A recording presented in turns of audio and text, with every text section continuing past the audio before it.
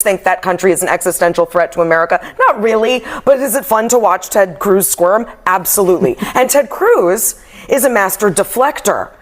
Is Tucker's loyalty to Trump really germane to whether or not we should go into Iran? Not really. Is it fun to watch him have to defend it? Absolutely. So this was theater of two guys who represent two wings of MAGA, and the House is divided now.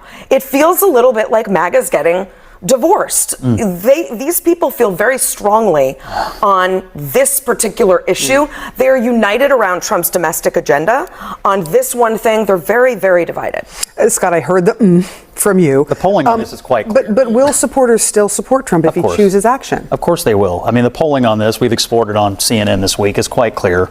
Republicans support the idea that Trump has espoused for 20 years that Iran cannot have a nuclear weapon. And there's a big gulf between dropping bombs for one specific purpose, blowing up a nuclear facility, and regime change and nation building. There's a huge gulf. And going in with B-2 bombers is different than boots on the ground. Yes, it is. And the president can do next? And then what do we do next? I'll tell you what they won't do next is build a nuclear bomb. And that's the outcome we're trying to get here. I think we should be... should Congress be getting involved in this? Because I've talked to several... right. What's that? I've talked to several members of Congress this week who are saying, hi, we should have a say in this, and we are not getting the briefings that we normally would get.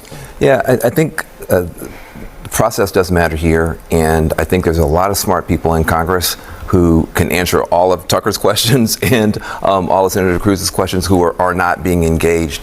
But there's a danger in both parties of trying to drive looking in the rearview mirror. Iraq was an unmitigated disaster from the beginning. And by the way, 85% of black voters said don't go into Iraq back then. But Iraq and Iran are not the same. And this is an important thing for us to keep in mind. We know for sure that they're enriching uranium. I mean, they say it. The United Nations says it. I mean, it's so. So we're not guessing. Are there weapons of mass destruction? We know they're within breakout range. We know that with literally guys with flip-flops, box cutters, have done horrible with that ideology. People with way less weaponry have done horrible things with 9/11, horrible things with October 7th, and so this is a real threat and a real problem. Now, if the United States, which has the only bomb in the world that can bust that bunker, drops the bomb, it's true. Iran might do something, and then we have to do something. We might get sucked in. But the idea we're going to get sucked into the point of having hundreds of thousands of troops on the ground in Iran, I think, is not right, and it should not color our thinking about a true existential threat for the entire world. He's buying himself some time in some room. I was also in the Holy Land very recently.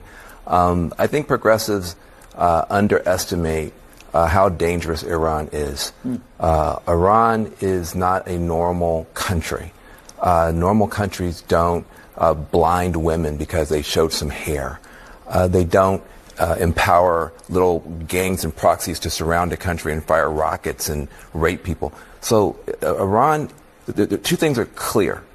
The what, they cannot have a bomb, and the why, because they say death to America, death to Israel, and death to all the Jews. One of those should offend you if you're progressives. At least one should offend you. And so the question, though, is the who and the how. Is Israel going to take out this nuclear capacity by dropping people there who blow it up?